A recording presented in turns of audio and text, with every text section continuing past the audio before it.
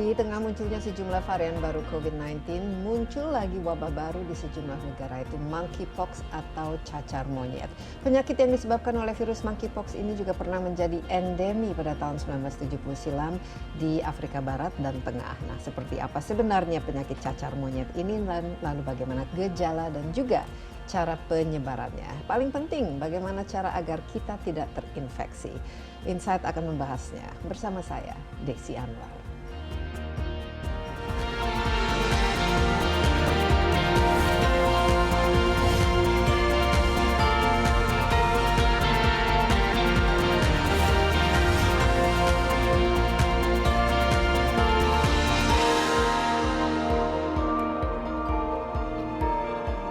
I declare the public health emergency of international concern over the global monkeypox outbreak.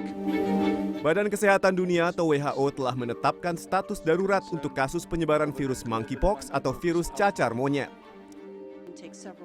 Virus cacar monyet menjadi penyakit yang menjadi perhatian kesehatan masyarakat global karena dilaporkan juga terjadi dari negara non-endemis.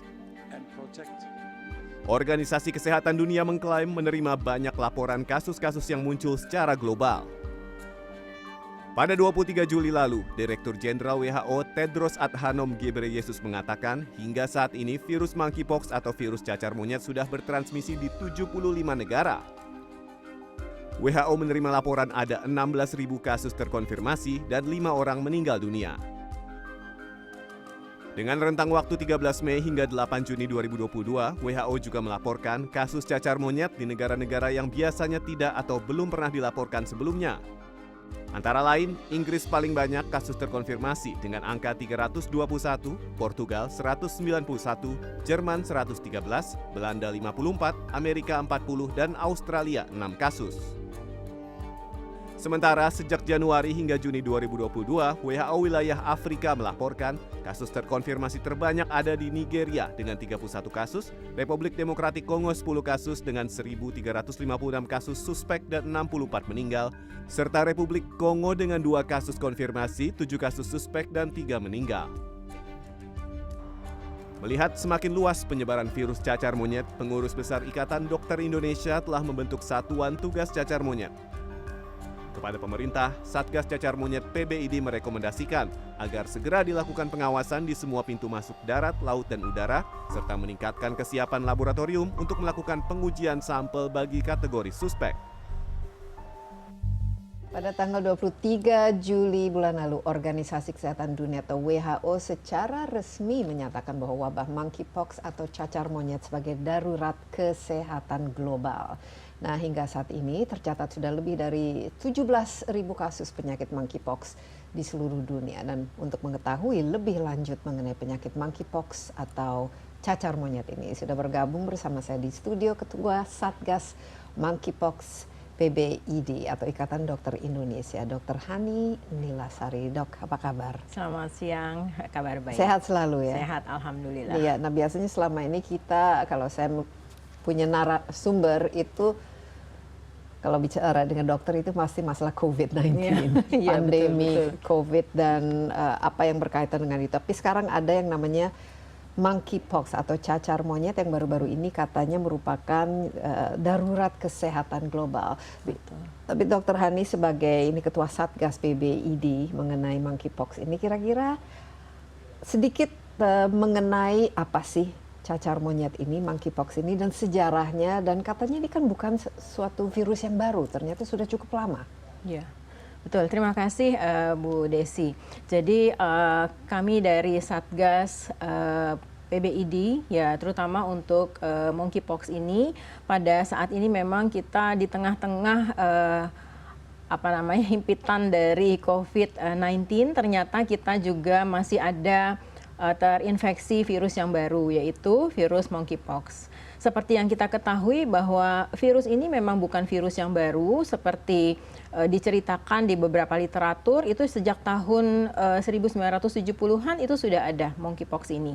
Dan Indonesia sudah dinyatakan bebas dari cacar sebetulnya di tahun 80. Dan kemudian monkeypox ini mengapa menjadi kedaruratan global dan ini menjadi suatu hal yang menjadi perhatian kita ini karena memang di daerah-daerah endemis ini memang masih ada. Tetapi gejala-gejala monkeypox ini ternyata sekarang sudah bergerak ke daerah atau negara-negara yang non-endemis. Iya, pada saat ini tercatat ada berapa negara yang sudah mencatatkan kasus? Sekitar 81 negara yang non-endemis yang sudah juga mengalami atau punya peningkatan kasus-kasus yang terduga atau malah yang terkonfirmasi dengan monkeypox ini. Oke, ini kan 81 negara yang non-endemis. Ini kalau negara yang endemi, dan mungkin bisa cerita sedikit lebih mengenai apa perbedaannya dengan cacar biasa dan dari mana asal usulnya? Kalau monkey kan cacar monyet, jadi apakah memang betul-betul dari monyet dan bagaimana sejarahnya? Kok bisa ada transmisi dari hewan ke manusia? Sebetulnya virus ini termasuk virus orthopoxvirus dalam famili Poxviridae. Itu satu genus dengan virus variola atau virus cacar, kemudian juga virus vaccinia dan cowpox. Virus ini merupakan virus yang double strand envelope DNA virus, dan monkeypox virus di tahun 2022 ini ternyata gejalanya ini lebih ringan dibandingkan di negara-negara yang memang waktu itu sudah ada virus monkeypox. Kemudian mengapa dia sampai ada di negara-negara yang non-endemis? Kalau menurut saya dari pengalaman itu memang saat ini mobilitas kita sudah sangat tinggi. Jadi virus-virus yang dari negara-negara yang endemis itu sudah bisa berpindah ke negara-negara yang non-endemis. Sejak kapan itu mulai terjadinya perpindahan? Perpindahan itu sekitar tahun 2000-an ya, dan itu meledak di tahun 2017. Meledaknya di mana waktu itu? Kira-kira di sekitar Amerika, kemudian Inggris, kemudian Spanyol, dan kemudian merambat ke area-area ASEAN. Iya, dan tentu saja ini seperti COVID-19 ya, mulainya di satu tempat dan kemudian akhirnya pindah sehingga seluruh dunia sekarang sudah mengalaminya. Nah, perbedaan mendasarnya dengan cacar. Nah, ini kalau kita cacar tahun 80 kan kita sudah dinyatakan bebas cacar. Tapi secara mungkin manifestasinya seperti apa, bentuknya itu seperti apa, dan kenapa ini merupakan sesuatu yang disebut sebagai cacar itu, Dr. Hani. Jadi manifestasinya sebetulnya hampir mirip dengan cacar biasa ya, cacar yang kita sebut cacar gitu ya. Mengapa disebut monkeypox ini? Karena manifestasi lesinya tidak di seluruh badan, tetapi di lokasi-lokasi yang memang banyak ditemukan, yaitu di sekitar wajah, kemudian meluas ke area lengan, kemudian ke badan, dan di area mukosa lain, misalnya di area mata, kemudian juga di area mulut, dan yang terakhir adalah di area genital. Jadi di lokasi-lokasi itu biasanya manifestasinya prominent atau dominan. Manifestasinya seperti apa kelainannya? Itu berupa bintil, kemudian dia akan berkembang cepat menjadi lenting, kemudian dia akan ada seperti nanah di ujungnya, dan kemudian dia akan berkerusta atau berkeropeng. Keropengnya biasanya pada saat keropeng-keropeng itu dia sangat gatal.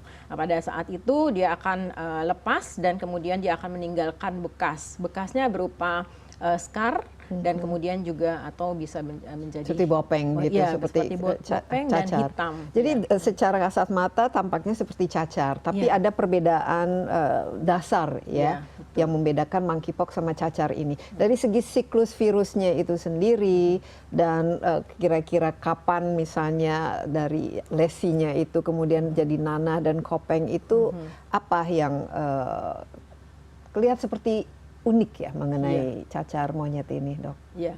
Jadi masa inkubasinya biasanya kira-kira beberapa hari hingga 21 hari, dan kemudian setelah masa inkubasi itu terlewati, dia akan mulai bermanifestasi. Masa inkubasi akan diikuti oleh gejala-gejala umum, misalnya demam, kemudian sakit kepala, nyeri otot, kemudian seperti nyeri tenggorok. Jadi seperti virus flu lainnya. Virus flu lainnya.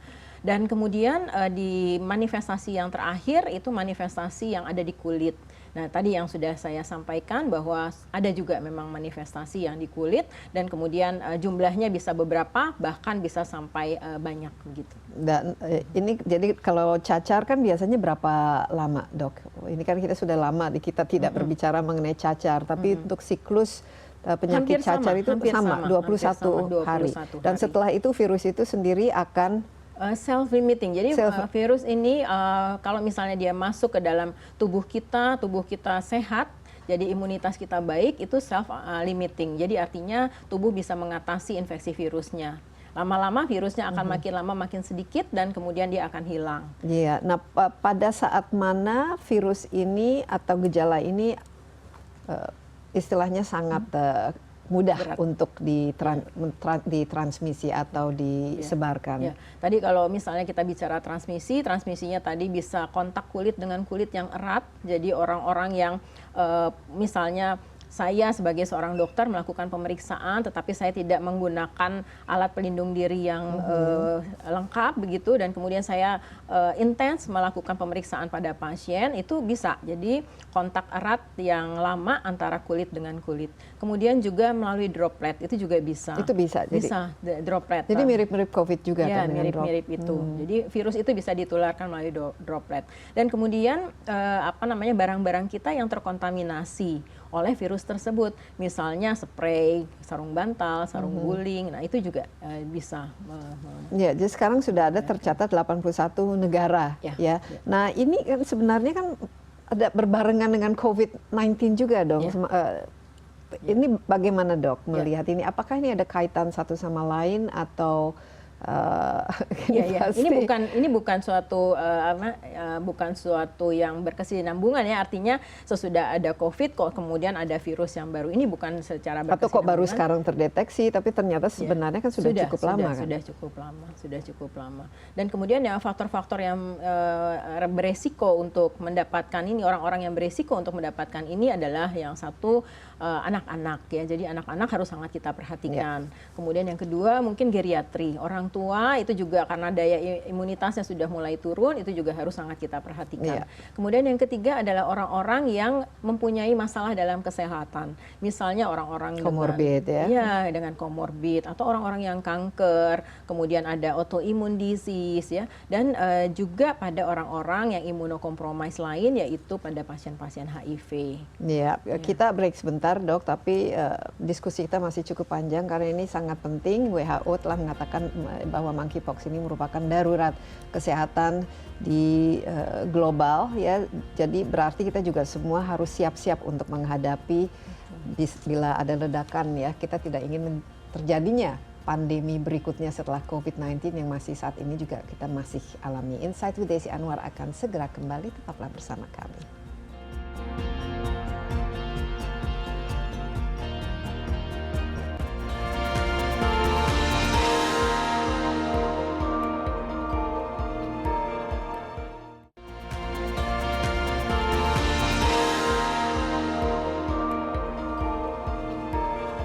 Masih bersama Insight with Desi Anwar, kita melanjutkan perbincangan dengan Dr. Hani Lilasari selaku Ketua Satgas Monkeypox PBID, dan kita berbicara mengenai wabah monkeypox atau cacar monyet yang sekarang sudah dinyatakan oleh WHO sebagai darurat kesehatan global. Nah, ini berarti Indonesia juga sudah harus waspada, Dok. Tadi Dr. Hani mengatakan lebih dari 80 negara yang sekarang sudah ada kasus cacar monyet ini, dan kalau mendengar pernyataan Dr. Hani tadi kebanyakan itu di Eropa dan di Amerika Serikat ya. Dan mungkin kalau di Indonesia sendiri saat ini sudah merambat ke sudah merambat ke Asia. Tapi kalau dari segi jumlah, nah proporsinya itu bagaimana dan apa yang menarik dari segi demografi penyebaran kasus ini? Apa yang membuat kenapa lebih banyak di Eropa dan di Amerika Serikat ketimbang mungkin dari negara asalnya itu sendiri? Jadi dulu memang di tahun 2002 itu memang dari Afrika. kemudian dia meluas ke area Amerika dan kemudian juga ke negara-negara yang lain. Beberapa laporan dilaporkan juga di Spanyol dan saat ini sudah mulai merambah ke negara-negara ASEAN. Alhamdulillahnya sampai hari ini data dari Kementerian Kesehatan kita belum menyatakan bahwa ada satu kasus monkeypox pun di Indonesia. Kenapa? Jadi apakah ini nanti seperti COVID dulu karena belum terdeteksi karena kita belum memiliki alat untuk bisa mendeteksinya, atau apakah betul-betul karena masih belum ada kasus cacar monyet itu yang masuk ke Indonesia? Ada beberapa kasus dugaan, tetapi dengan pemeriksaan laboratorium yang memang sudah disiapkan oleh Kementerian Kesehatan, ternyata hasilnya negatif. Meskipun kasus ini memang hampir-hampir mirip dengan kasus yang monkeypox tadi, yang gejala-gejala monkeypox tadi. Memang kita ketajaman klinis sebagai seorang dokter itu memang harus menjadi yang utama, Bu Desi, karena memang kita sudah menginformasikan banyak kepada masyarakat, juga kepada tenaga kesehatan kita tentang monkeypox ini dan gejala-gejalanya. Tetapi memang kita harus tahu bahwa gejala-gejala monkeypox ini mirip dengan penyakit-penyakit yang lain juga, penyakit-penyakit kelainan kulit yang lain juga yang bisa disebabkan oleh karena infeksi lain. Ya, apalagi kalau simptomnya juga termasuk ada fever, ada tenggorokan, mungkin sakit, dan kemudian yang bedanya itu adalah karena ada kelainan ininya di kulitnya itu, di permukaannya, dan kemudian sehingga mengakibatkan koreng dan lain sebagainya. Tapi kalau di cara mendiagnosanya, apakah apa yang perlu dilakukan untuk mentes apakah ini cacar monyet atau tidak? Ini dengan cara yang tradisional atau seperti kita COVID, ada PCR-nya juga? Ya, ada PCR-nya juga. Jadi kalau misalnya kita curiga ini adalah satu kasus suspek, kita akan lakukan pemeriksaan yang detail terhadap kelainan kulitnya. Dan kemudian kita akan lakukan pemeriksaan scraping dari bahan scraping, baik itu di lesi yang ada seperti nanahnya tadi atau di keropengnya, itu kita ambil beberapa dan kemudian kita lakukan PCR.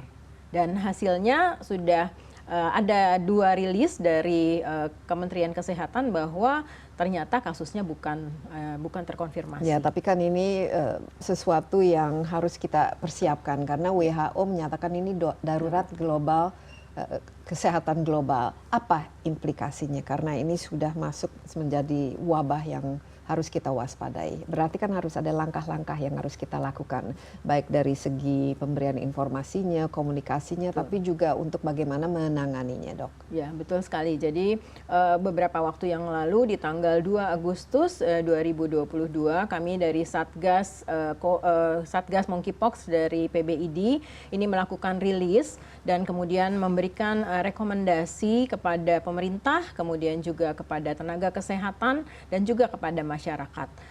Rilisnya adalah tentang perluasan memperketat screening pada pintu-pintu masuk pelabuhan. Kemudian juga melakukan pengawasan yang ketat pada orang-orang yang memang bepergian, terutama dari negara-negara yang endemis. Jadi kita minta untuk dilakukan pemeriksaan suhu, kemudian juga pemeriksaan kulitnya, apakah ada tanda-tanda seperti ini itu. Ke negara yang endemi, jadi ke Afrika misalnya. Ya, tapi kalau misalnya kalau ke Eropa, karena kan tadi cukup banyak ya kasusnya di sana, apakah perlu ada treatment khusus begitu? Ya, tentunya kita harus meningkatkan kewaspadaan, terutama dari negara-negara yang memang sudah melaporkan ada kasus yang terkonfirmasi begitu ya. Kemudian yang kedua adalah meningkatkan kemampuan laboratorium. Tadi disampaikan bahwa laboratorium kita sudah mulai siap untuk melakukan PCR terhadap monkeypox ini. Dan kemudian meningkatkan edukasi kepada masyarakat terkait epidemi. Jadi ini kita takut akan terjadi epidemi, kemudian cara penularannya seperti apa, dan kemudian gejala-gejalanya seperti apa, ini tentunya informasinya perlu kita luaskan. Dan kemudian selalu memberikan informasi yang terkini kepada masyarakat, agar masyarakat tetap aware dan waspada terhadap adanya gejala monkeypox ini. Iya, dan ini sangat penting ya, supaya kita juga tidak seperti awal-awal COVID ya, ada laporan atau informasi yang simpang siur, masih banyak hal-hal yang tidak jelas. Nah ini menurut saya adanya Satgas pada saat ini sebelum tercatatnya kasus monkeypox ada di Indonesia sangat-sangat penting. Jadi informasi dan edukasi itu sangat penting. Kalau dari segi keganasan atau seberapa menakutkan ya cacar monyet ini, apalagi dibanding dengan penyakit-penyakit lain ya, termasuk COVID-19 yang awal-awal kan semua orang wah merasa kalau ada yang kena langsung dikucilkan atau langsung merasa takut dan lain sebagainya, supaya mencegah hal-hal seperti ini, Dok. Iya. Jadi memang betul sekali bahwa tadi sudah disampaikan juga bahwa penyakit ini adalah self-limiting. Artinya daya tahan kita yang menjadi peran utamanya. Kalau misalnya daya tahan kita baik, tentunya virusnya juga tidak akan menjadi ganas. Dan beberapa laporan di tahun 2022 ini menyatakan bahwa kelainan kulitnya itu minimal. Jadi tidak sampai banyak begitu, sampai general seluruh badannya tertutup. Seperti cacar, ya, seperti smallpox cacar pada ya. Smallpox pada umumnya. Tetapi ini sedikit saja gitu, manifestasinya bisa ringan begitu. Dan kemudian juga tadi mengenai apakah perlu dilakukan pemisahan, kemudian perlu karantina atau bagaimana. Nah ini perlu, apakah perlu karantina khususnya pada awal-awal infeksi itu sendiri? Prosesnya kira-kira seperti apa? Mirip-mirip dengan perlakuan COVID atau seperti apa? Iya. Jadi kita juga mempunyai alur apabila kita menduga ada seorang pasien yang suspected. Jadi tentunya kita sebagai seorang tenaga kesehatan pada saat melakukan pemeriksaan kita juga tidak boleh terlalu dekat, kemudian juga tidak boleh terlalu intens, ya. Dan kemudian kita harus menggunakan alat pelindung diri. Ya, tadi sudah disampaikan bahwa droplet bisa, tetapi yang utama penularannya adalah kontak dari kulit ke kulit yang lama. Jadi itu yang harus menjadi perhatian kita. Kita harus waspada, tetapi kita tidak boleh panik dan tidak boleh ketakutan. Ya, dan selama ini kan kita setelah hampir 3 tahun ini selalu jaga jarak, menggunakan masker, rajin cuci tangan, dan juga hindari kerumunan dan lain sebagainya. Ini sebenarnya masih berlaku ya untuk apapun ya penyakit yang ada di sekitar kita, apalagi virus yang sangat cepat menular ya. Betul sekali. Jadi PHBS ini harus kita tingkatkan dan juga kita harus patuhi. Jadi menggunakan masker, kemudian tidak kontak terlalu lama dengan saling berkontak lah ya, tidak terlalu lama begitu, dan kemudian juga mencuci tangan. Itu yang 3 hal itu yang perlu. Jadi mudah-mudahan karena kita sudah memiliki kebiasaan ini bisa mencegah dan juga mengurangi probabilitas bahwa ada penularan ataupun pandemi lah yang akan terjadi di Indonesia. Tapi yang jelas WHO sudah menyatakan ini darurat ya, wabah cacar monyet ini. Jadi mau tidak mau kita juga harus mempersiapkan diri termasuk bagaimana mencegahnya. Dan kita akan lanjutkan diskusi kita, jangan kemana-mana dulu. Insight with Desi Anwar akan segera kembali.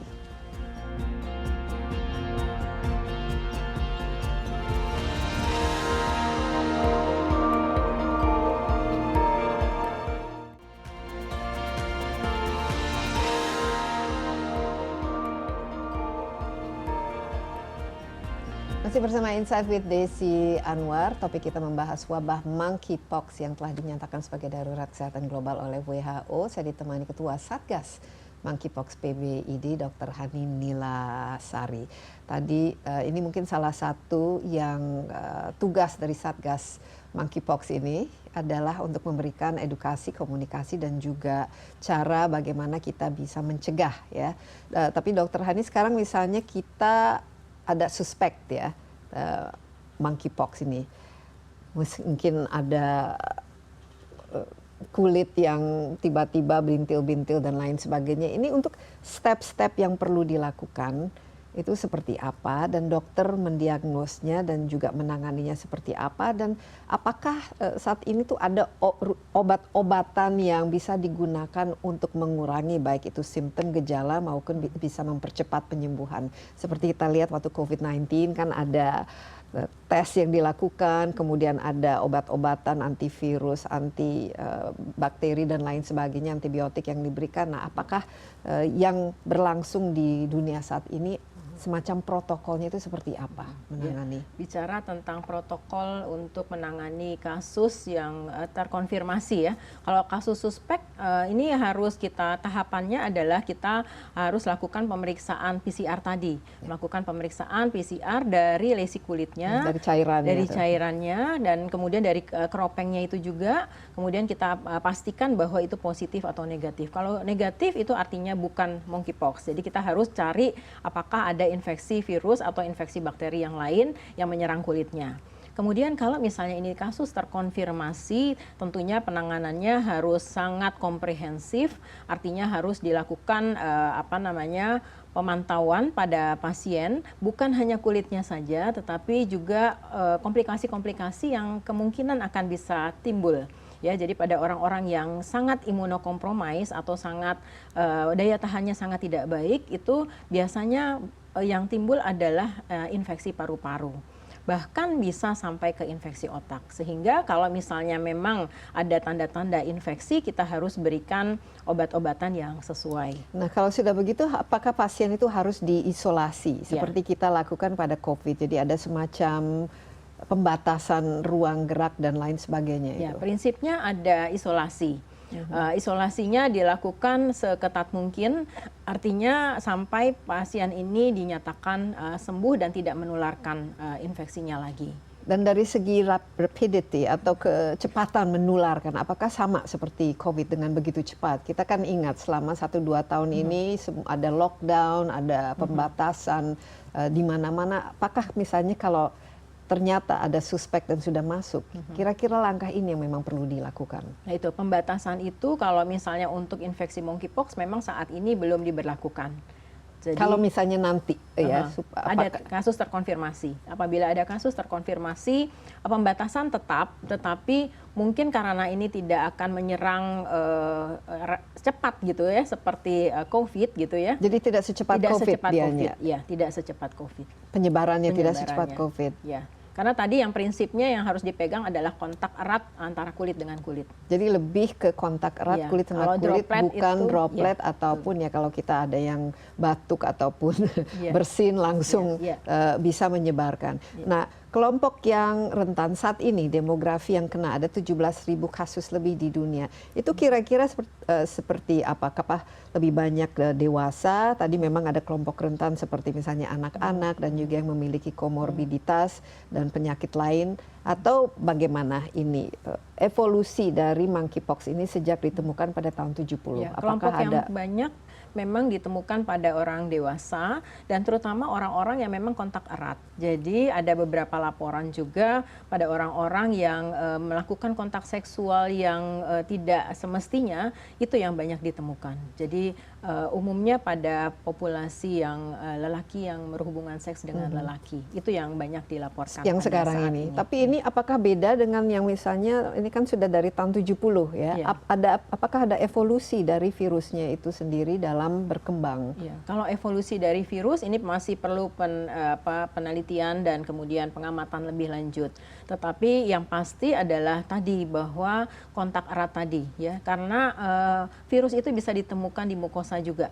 Jadi daerah selaput lendir, misalnya selaput lendir mulut, kemudian selaput lendir genital itu bisa juga. Jadi di sini pencegahan, mungkin kalau kita bicara pencegahan secara umum, yang penting apa? Apalagi dengan adanya misalnya kasus, nah ini step-step yang harus dilakukan supaya tidak menularkan itu? Ya, tetap PHBS yang pertama. PHBS yang pertama, kemudian kalau misalnya ada kasus yang terkonfirmasi, tentunya kasus tersebut memang harus kita isolasi. Kita isolasi sampai betul-betul dinyatakan bahwa virusnya sudah tidak ada dan sudah sembuh dan pasien bisa keluar kembali. Dan selama perawatan itu harus dilakukan pengobatan secara suportif. Artinya kita berikan obat-obatan yang memang diperlukan. Misalnya demam gitu ya, demam kita harus kasih obat untuk demamnya. Kemudian misalnya ada gejala batuk pilek atau nyeri-nyeri otot, itu juga kita harus berikan. Dan apabila ada kemungkinan ada infeksi, baik itu infeksi di paru-paru atau infeksi di tempat lain pun,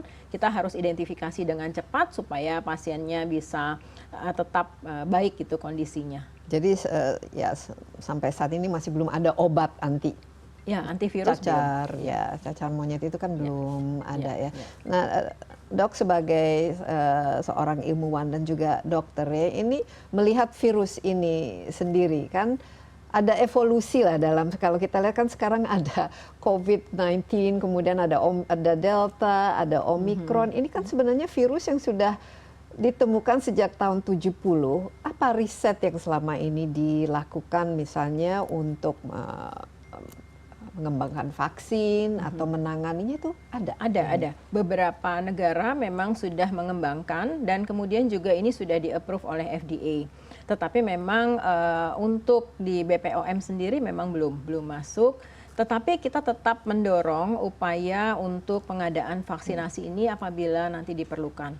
Dan vaksinasi ini memang tidak digunakan untuk seluruh masyarakat, tetapi pada orang-orang yang memang kontak erat. Misalnya saya sebagai tenaga kesehatan yang merawat pasien dengan monkeypox, itu saya harus dilindungi dengan vaksinasi tersebut. Kemudian orang-orang yang berisiko tadi, misalnya melakukan kontak seksual yang tidak semestinya, itu juga harus mendapatkan vaksinasi tersebut. Ya, nah edukasi kan komunikasi itu penting. Kira-kira kembali ke tugas dan apa rencana Satgas dari monkeypox ini sendiri yang perlu dilakukan dan dijabarkan kepada publik dan bagaimana melakukannya? Ya, tentunya kami dalam hal ini Satgas Monkeypox PBID bersiap untuk selalu melakukan edukasi dan mempercepat informasi yang memang kita selalu berkoordinasi dan berkolaborasi dengan Kementerian Kesehatan dan jajarannya sampai ke Dinas Kesehatan. Beberapa waktu yang lalu juga di Satgas PBID ini sampai di wilayah juga kami akan koordinasikan sehingga nanti untuk temuan kasus secara dini, kemudian kontak tracing, kemudian pengiriman hasil-hasil laboratorium untuk mempercepat adanya terkonfirmasinya kasus, itu akan kita dorong sehingga nanti semuanya akan menjadi cepat dan kemudian semuanya teratasi dengan baik. Ya, mungkin kita ulang lagi ya. Ini pencegahan ini kan sangat penting ya. Edukasi juga sangat penting dan tapi yang paling penting juga kan informasi yang benar ya mengenai penyakit ini. Apalagi poin-poin yang harus kita ketahui mengenai wabah cacar monyet ini. Apalagi kita kan sekarang istilahnya dengan adanya COVID yang sudah leveling out ya, sering keluar negeri atau sering melakukan perjalanan dan lain sebagainya. Mungkin ini yang harus diingatkan. Kita harus mengidentifikasi diri dan kemudian mungkin kita harus melihat dan kemudian memberikan informasi dengan jujur. Apabila nanti ada pemeriksaan-pemeriksaan di level-level tertentu, ya apabila ada seseorang yang keluar dari negara kita kemudian masuk kembali ke negara kita, tentunya kalau misalnya dilakukan pemeriksaan itu harus dan dilakukan tanya jawab begitu harus melakukan jadi harus jujur ada jadi ada checklistnya, ada screeningnya dan kemudian itu harus dijawab dengan jujur begitu ya, apakah memang ada kontak-kontak yang tersangka tersebut. Kalau misalnya ada, tentunya kita akan antisipasi sebelum orang itu berpindah dari satu lokasi ke lokasi yang lain. Jadi sejarah perjalanan itu penting ya. Sejarah. Dan ini kita lihat juga apalagi dengan adanya Peduli Lindungi. Kalau dulu kan misalnya selalu ada kalau sudah pernahkah ke Afrika atau ada waktu ada wabah yellow fever misalnya. Nah ini kan semua sejarah dari kemana kita berjalan. Nah ini akan dilakukan khusus pastinya dengan adanya darurat kesehatan global ini. Ini protokol-protokol ini mau tidak mau harus dilakukan setiap negara sekarang. Betul. Dr. Hani, jadi tetaplah bersama kami. Insight with Desi Anwar akan segera kembali.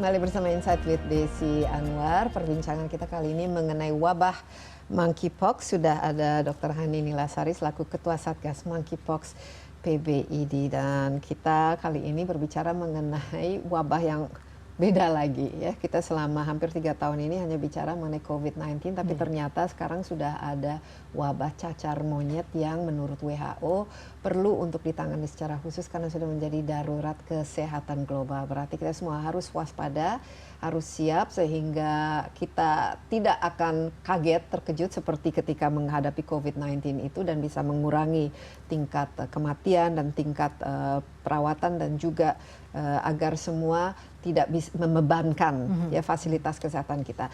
Kalau dari segi tadi fatalitas yang diakibatkan oleh cacar monyet ini ya dibanding dengan COVID-19 misalnya atau dengan penyakit-penyakit lainnya. Dan dari 17.000 kasus ini kira-kira berapa persen yang meninggal akibat kena cacar monyet, dan berapa yang harus rumah sakit dirawat dan cukup berat simptomnya, dan yang lain itu bagaimana? Ya, karena kalau awal-awal apalagi kan waktu dulu kan ada Delta yang wah ternyata angka yang meninggal ataupun sakit berat itu lumayan sangat-sangat tinggi ya sebelum ada vaksin. Ya. Jadi dilaporkan di tahun 2022 awal ini memang semua yang terkena monkeypox dan yang terkonfirmasi itu manifestasi kelainannya itu ringan, dan kemudian manifestasi kulitnya pun tidak sehebat seperti yang dulu gitu ya, manifestasi yang dulu. Jadi saat ini kelainannya hanya mungkin sekitar 10 sampai 15 lesi saja. Jadi misalnya dan ada bintil-bintil di wajah dan di lengan, kemudian telapak tangan, tangan, telapak kaki begitu. Jadi tidak di badan ya? Di badan ada, di badan ada. Di badan ada. Tetapi yang utama adalah di wajah, kemudian di lengan, telapak tangan, telapak kaki, dan mukosa tadi. Dan yang membuat ini bisa menjadi penyakit yang mematikan itu bagaimana? Komplikasinya kalau sudah masuk ke dalam tubuh. Nah ini ada ini statistiknya kira-kira berapa yang saat ini? Yang fatal itu disebutkan 11%. Jadi 11% dari kasus itu bisa menjadi fatal. Itu lumayan bisa tinggi, lumayan tinggi. Karena ada komorbidnya itu tadi. Iya. Dan ini kalau bisa menyerang itu nanti manifestasinya itu seperti apa? Apakah mirip kalau misalnya komorbid, kita kan tahu ya COVID kalau punya komorbid ternyata bisa menyerang paru-paru, tidak bisa bernafas dan lain sebagainya. Nah ini seperti itu. Jadi komplikasinya mulai dari tadi ya manifestasi kelainan di kulit, kemudian jadi infeksi di kulitnya sendiri. Jadi kulitnya menjadi bengkak, kemudian merah gitu ya, itu infeksi lokal. Kemudian kalau misalnya si virus ini menyerang lokasi yang lebih berat lagi, yaitu misalnya di saluran pernafasan, itu bisa terjadi bronkopneumonia, di mana pasien bisa menjadi sesak nafas, kemudian demam, dan kemudian fatal gitu ya. Kemudian juga bisa masuk ke saluran otak. Jadi terjadi encephalitis, itu juga bisa terjadi. Ada ya kasusnya. Dan dari segi usia paling mudah kalau misalnya COVID kan, anak-anak mungkin ada imunnya sendiri lah. Tapi dengan kasus ini seperti apa? Ya, kalau yang kasus anak-anak memang ada dilaporkan, tetapi tidak banyak. Yang paling banyak adalah orang dewasa. Orang dewasa, ya. Orang dewasa. Dan masa inkubasi tadi sampai 21 hari. Sampai yang paling infectious, yang ketika paling menular itu di hari keberapa kira-kira? Kira-kira di pertengahan bulan sampai 21 hari itu. Oh, jadi sampai 21 hari itu masih menular. Jadi kalau ada isolasi pun ada karantina harus 3 minggu begitu. Kira-kira begitu. Dan setelah itu biasanya hilang sendiri. Ya, biasanya hilang. Ya, manifestasinya hilang, kemudian dia akan tidak menularkan lagi. Ya, baik. Dan Dok, ini cacar itu kan sesuatu yang saya ingat waktu kecil kan, harus semua orang harus vaksin ini polio, dan cacar ini merupakan sesuatu yang rutin. Betul. Ya, kalau untuk khusus monkeypox ini, itu kalau kita pernah disuntik vaksin cacar waktu kita kecil, apakah ini bisa menjadi semacam pelindung? Iya, betul. Jadi kalau bisa. Jadi kalau misalnya kita sudah mempunyai daya tahan tubuh pada suatu waktu yang lalu, kita kan sudah dapat vaksinasi untuk cacar ya. Dulu saya rasa hampir semua, makanya kita tahun 80 kan sudah berhasil mengeradikasi cacar karena semua sudah divaksinasi. Ya, disampaikan bahwa daya proteksi itu bisa sampai 85% pada orang-orang yang sudah mendapatkan vaksin di masa lalu. Jadi mudah-mudahan kita banyak yang terlindungi karena kita memang jadi 85% itu bisa vaksin cacar biasa, smallpox bisa melindungi kita dari cacar monyet. Kalau anak-anak sekarang kan mereka juga dapat vaksin cacar atau sudah vaksin tidak? Cacar tidak. Sudah tidak lagi. Jadi berarti tidak. Mereka sebenarnya terekspos ya? Terekspos ya. Itu bisa terkena begitu. Ya. Nah, dalam membuat vaksin ini, kira-kira kalau sekarang kan sibuk ya membuat vaksin, dan kita membuat vaksin COVID aja hanya dalam waktu 1-2 tahun itu dikebut harus sudah ada. Kira-kira dalam membuat vaksin ini apakah tinggal mereplikasi vaksin cacar sebelumnya atau harus ada ada yang baru, ada pengembangan yang baru untuk vaksinasi ini, dan ini sudah di-approve oleh FDA, dan sampai saat ini memang belum masuk ke Indonesia. Dari mana? Yang siapa saja yang mengembangkan dari vaksin? Vaksin Genios namanya ya. Tetapi saya negaranya saya kurang begitu terinformasi nih dari mana ya. Ya. Dan kemudian pada suatu saat di mana vaksinasi itu dibutuhkan, tentunya tidak semua orang membutuhkan vaksin ini. Jadi agak berbeda dengan COVID. Jadi kalau COVID ini kan diindikasikan vaksinasi diberikan pada seluruh populasi, ya, mulai dari anak, kemudian sampai dewasa dan bahkan geriatri. Tetapi pada kasus-kasus ini tidak diindikasikan untuk seluruh populasi, tetapi pada orang-orang yang memang mempunyai mempunyai risiko. Misalnya saya tenaga kesehatan, tenaga laboran, misalnya ya melakukan pemeriksaan untuk virus itu kan mereka beresiko. Nah itu diindikasikan untuk pemberian vaksinnya, tetapi tidak untuk semua. Tapi kan kalau cacar dulu kan smallpox kan semua orang kan, semua otomatis. orang. Jadi ada perbedaan. Ya, ada perbedaan karena waktu itu kan endemi ya. Ya, kalau yang saat ini monkeypox kan kita menganggap bahwa tidak ada kedaruratan pada saat ini, kita tidak membutuhkan vaksin terlebih dahulu gitu. Oh begitu. Jadi yang membedakan darurat kesehatan global dan juga pandemi ini persisnya sebenarnya apa sih, Dok? Karena kan kalau kita mendengar kata darurat ini kan sudah lampu merah, sudah halo, harus bersiap-siap lah gitu. Jadi karena saat ini sudah teridentifikasi bahwa ada kasus-kasus yang terdapat atau pelonjakan kasusnya ini banyak sekali nih pada daerah-daerah atau negara-negara yang non-endemis. Kalau di negara endemis ya memang karena ini ya ada situasi kondisi tertentu. Seperti kalau di Afrika Barat itu kan disebutkan ini kan daerah yang asal usul dari monkeypox itu. Mereka sudah ada ini vaksinnya. Iya. Mereka sudah kembangkan. Ada vaksinnya ada.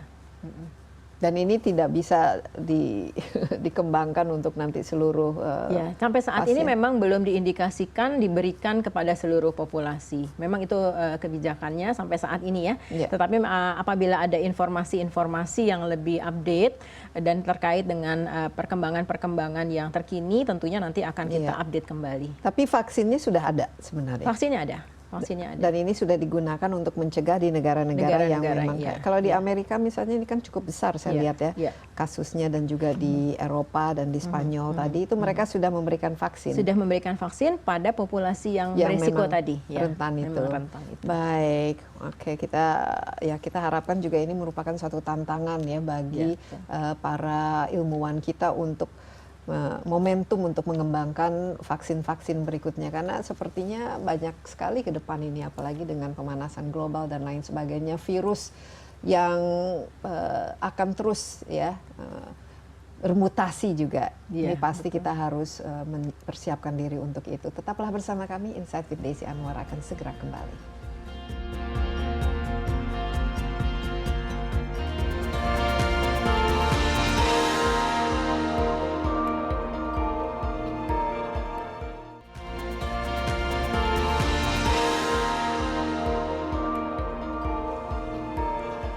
Masih bersama Insight with Desi Anwar. Topik kita adalah wabah monkeypox. Ini telah dinyatakan sebagai darurat kesehatan global oleh WHO.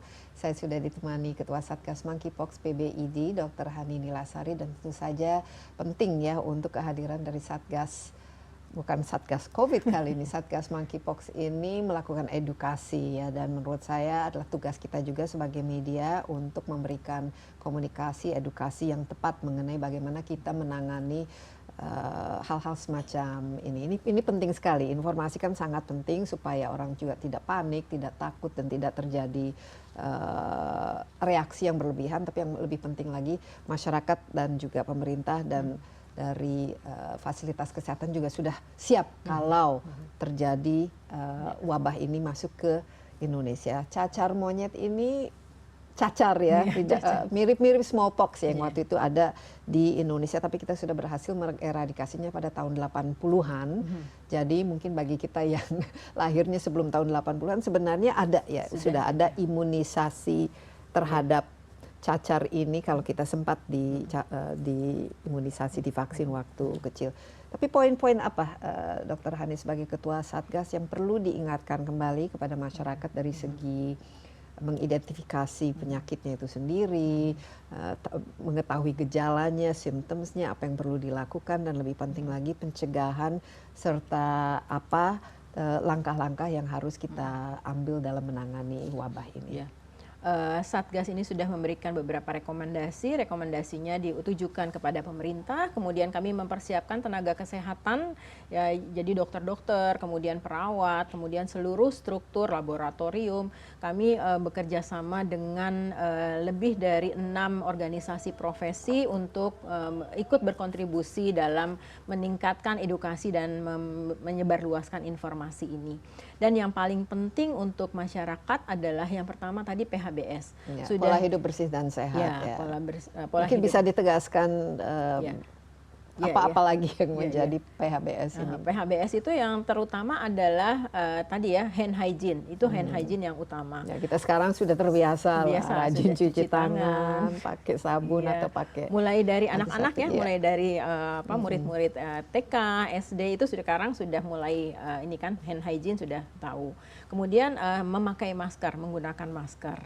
Kemudian tidak melakukan kerumunan. Jadi kerumunan tetap ya, karena kita nanti kalau berkerumun kemudian kita senggol-senggolan dan kontak erat itu yang juga harus diperhatikan.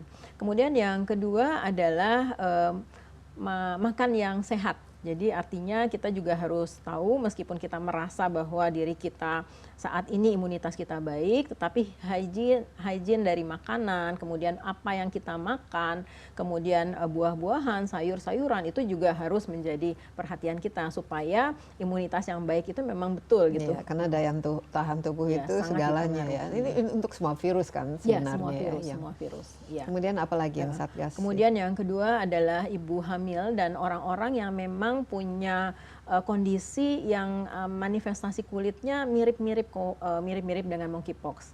Nah, ini juga jadi harus, ibu hamil bisa menularkannya pada janin.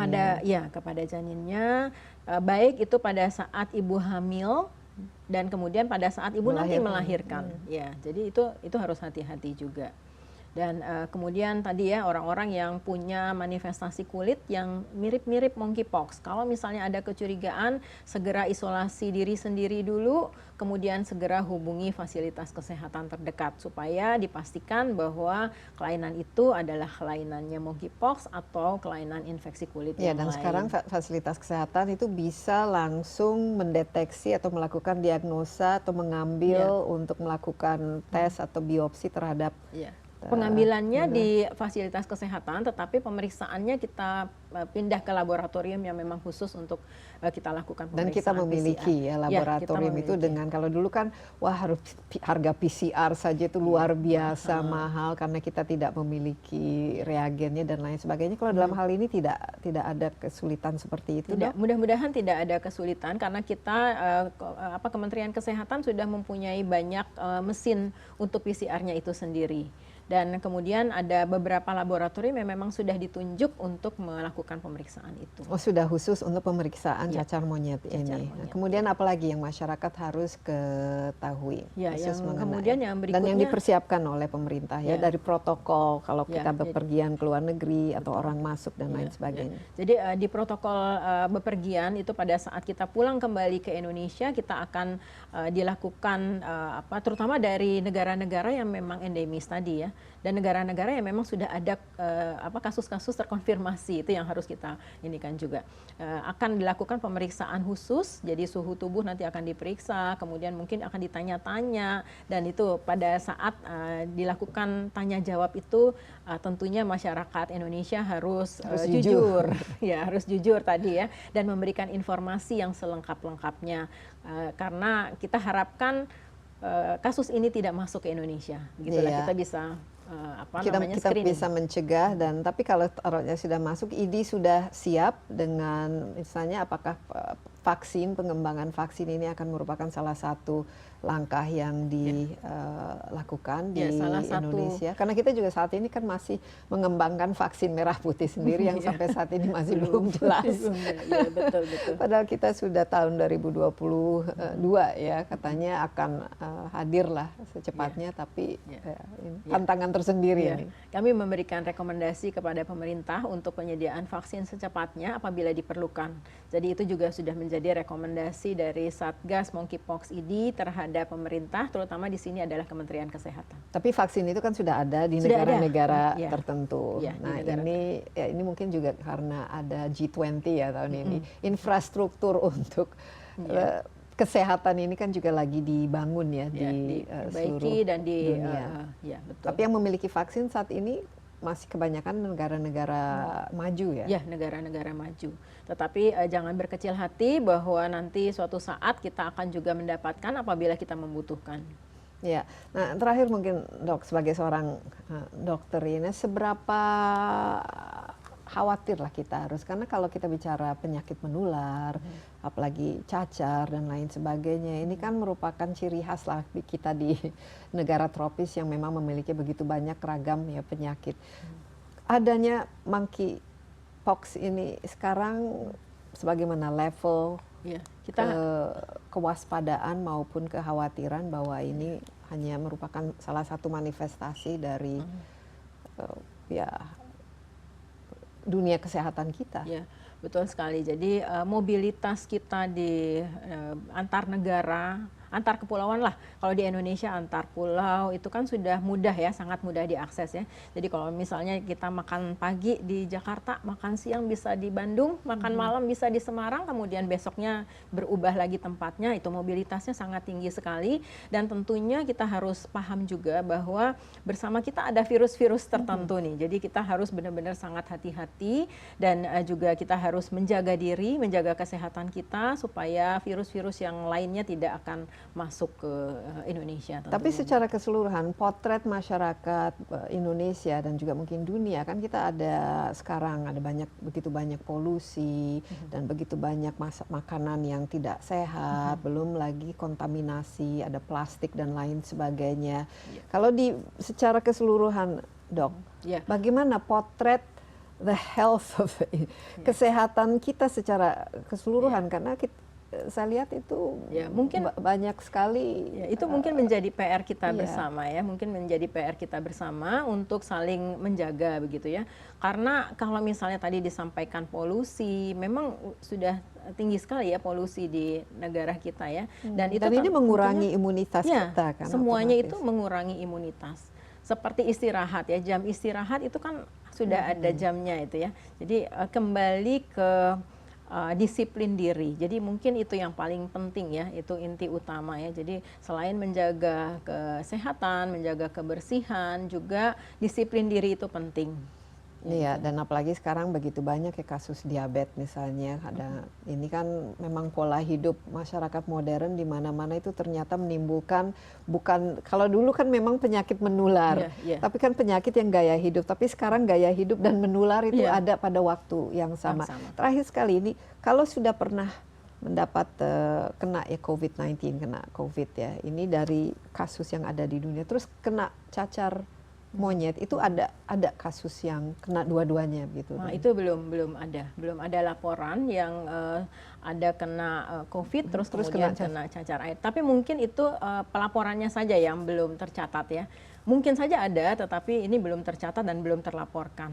Jadi, kalaupun ada, itu rasanya tidak menambah berat begitu, tidak menambah berat dari monkeypox-nya. Oh begitu? Ya. Secara keseluruhan pengetahuan para ilmuwan, para dokter mengenai cacar monyet ini seperti apa? Maksudnya gimana? Pengetahuan terhadap cacar monyet ini kan kalau COVID-19 kan masih belajar sama. Apakah jadi, kita masih dalam proses mempelajari? Ya, betul.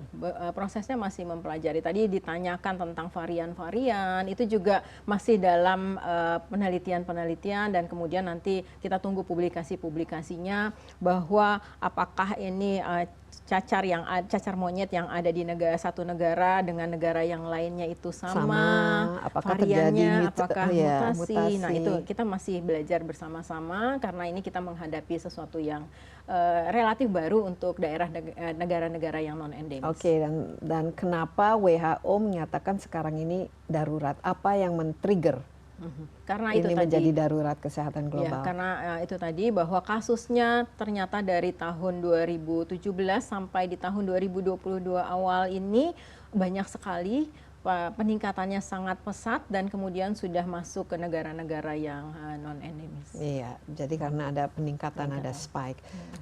Dr. Hani, terima kasih banyak ya insight-nya dan informasinya itu sangat penting. Kita juga akan terus pantau dan kita harapkan bahwa kita bisa mencegah paling tidak masuknya cacar monyet itu ke Indonesia, tapi kalaupun masuk kita sudah siap dengan apapun yang kita perlukan untuk menjaga supaya kita bisa lah, ini bukan sesuatu yang akan menjadi pandemi.